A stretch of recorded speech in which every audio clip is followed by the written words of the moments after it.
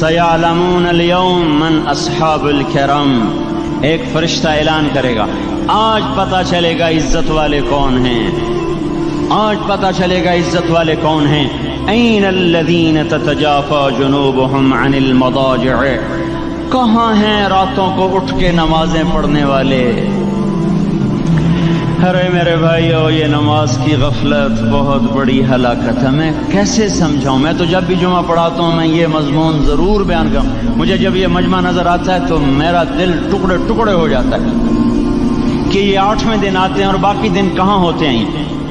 یہ کیوں نہیں سمجھتے؟ ان کے آنکھ کیا ہو گیا؟ ان کے کانوں میں ڈاٹ لگ گیا، یا دل کے اوپر کوئی پردہ آ گیا، یا میں کوئی عربی میں بات کرتا ہوں جو سمجھ میں نہیں آتی، یا میں کوئی ان سے چندے کا مطالبہ کر رہا ہوں، یا کوئی اپنی ذات کے لیے سوال کر رہا ہوں، یا اپنی شخصیت کی دعوت دے رہا ہوں۔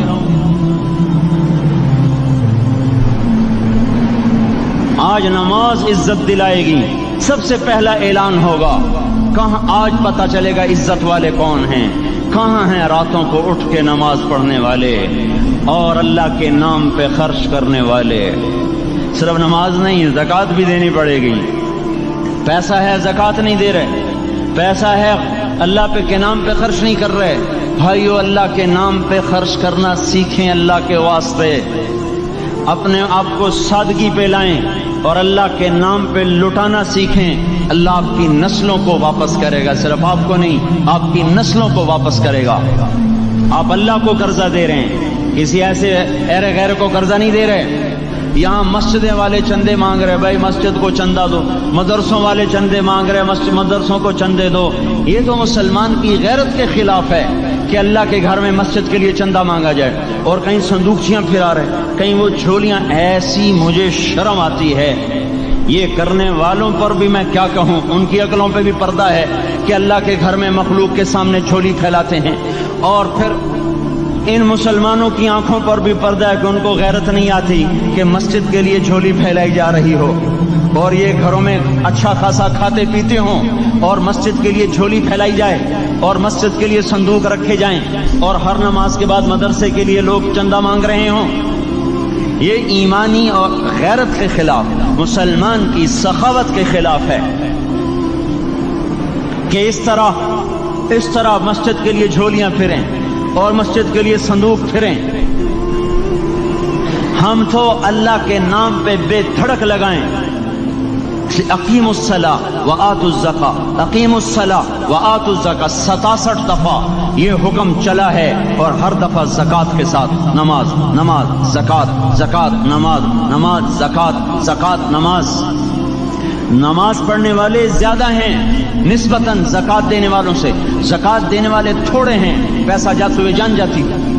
ہمیں نہ دو، اپنے غریب رشتہ داروں کو تلاش کر کے دیں، اپنے غریب رشتہ داروں کو، اپنے غریب پڑوسیوں کو۔ آج جو صحیح دیانت دار تنخواہ دار ہے وہ بھی مستحق زکوٰۃ ہے، اگر وہ دیانت دار ہے تو۔ اگر رشوت نہیں لیتا تو آج کا ایس پی بھی مستحق زکوٰۃ ہے۔ میرا ایک دوست ایس پی کہنے لگا میں زکوٰۃ کا مستحق ہوں،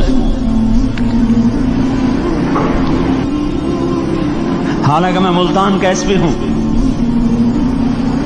کہ 15 دن میرے گھر میں کبھی سالن پکتا ہے، کبھی نہیں پکتا۔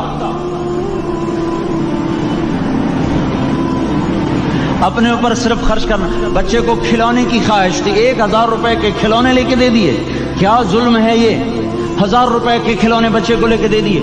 کیا اللہ نہیں پوچھے گا کہ اس 1000 سے کسی غریب کے گھر کا دیا جل سکتا تھا، اور کسی کے غریب کا ایک ہفتہ گزر سکتا تھا، تیرے کسی مسکین رشتہ دار کے گھر میں بھی کچھ سالن پک سکتا تھا۔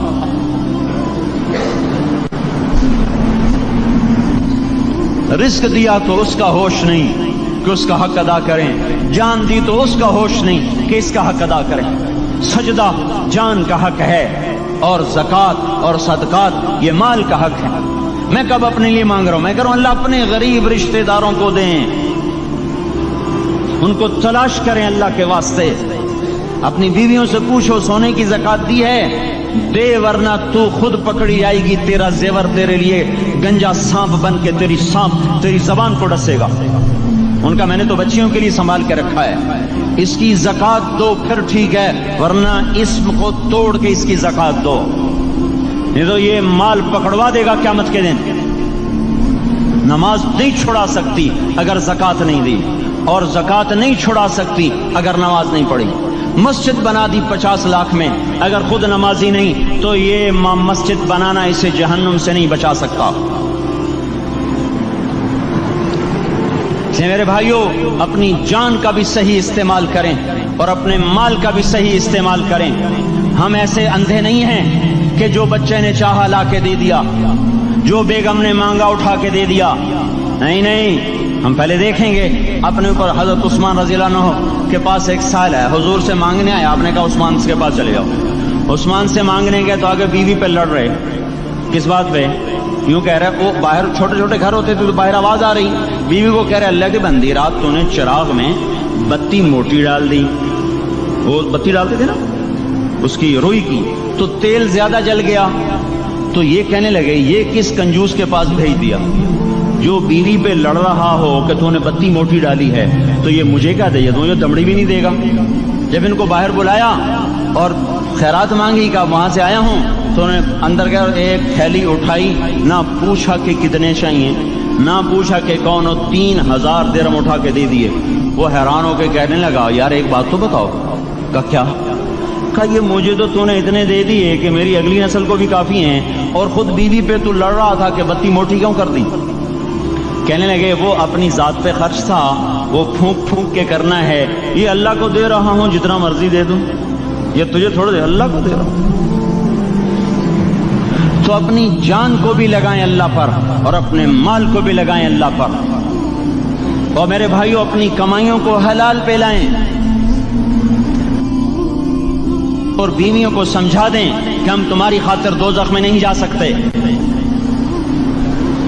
یہ ہم اس پر توبہ کریں، اس پر توبہ کریں، اور یہ آبادی ہر وقت ہونی چاہیے مسجد کی۔ چلو کوئی جو جہاں سے بھی آیا ہے مسجد کے عادی بنو میرے بھائیوں۔ ہماری جماعت گئی تھی اردن میں 1991 میں، تو ہم اسرائیل کے بارڈر پر چلے،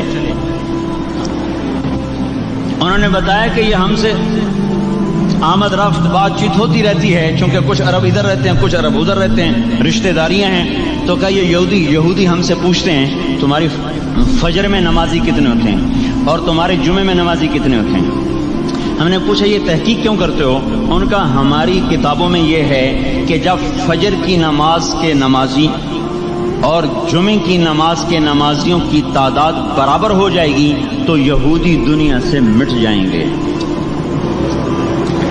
اب یہاں فجر میں 1.5 صف ہوتی ہے اور جمعے میں باہر بھی صفیں بنی پڑی، چلو میں کہتا ہوں مان لیا 1/3 طبقہ باہر سے آیا ہے، یہ 2/3 تو یہیں سے اٹھ کے آیا ہے،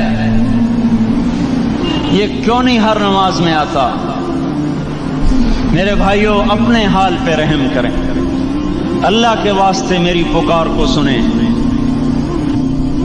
میں آپ کو کوئی فلسفہ نہیں سمجھا رہا، میرا روزانہ ہر جمعہ جب آتا ہوں میں یہی مضمون بیان کرتا ہوں، میں روزانہ آپ کو نیا بیان سنا سکتا ہوں۔ 360 دن ہیں، میں اللہ کے فضل سے آپ کو روزانہ نیا 360 دن میں آپ کو 360 نئے بیان سنا سکتا ہوں۔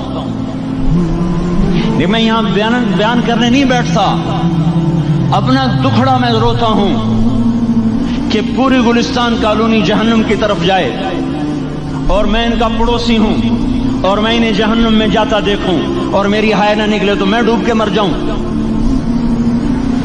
جلتا کتا ہم نہیں دیکھ سکتے اور اس ہماری آنسو نکل پڑیں، چوہے کو ہم جلتا نہیں دیکھ سکتے اور میں اتنی شکلوں کو جہنم میں جاتا دیکھوں۔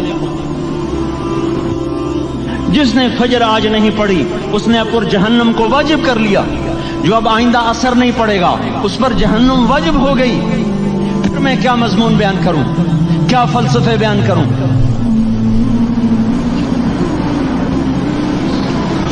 اس لیے میرے بھائیوں اپنی ذات پہ رحم کریں، اپنے بچوں پہ رحم کریں، اپنے گھر والوں پہ رحم کریں، مسجد کی دوڑ لگائیں، اپنے مال کو اللہ کے نام پہ خرچ فرمائیں تاکہ یہاں بھی جہان بنے اور وہ بھی جہان بنے.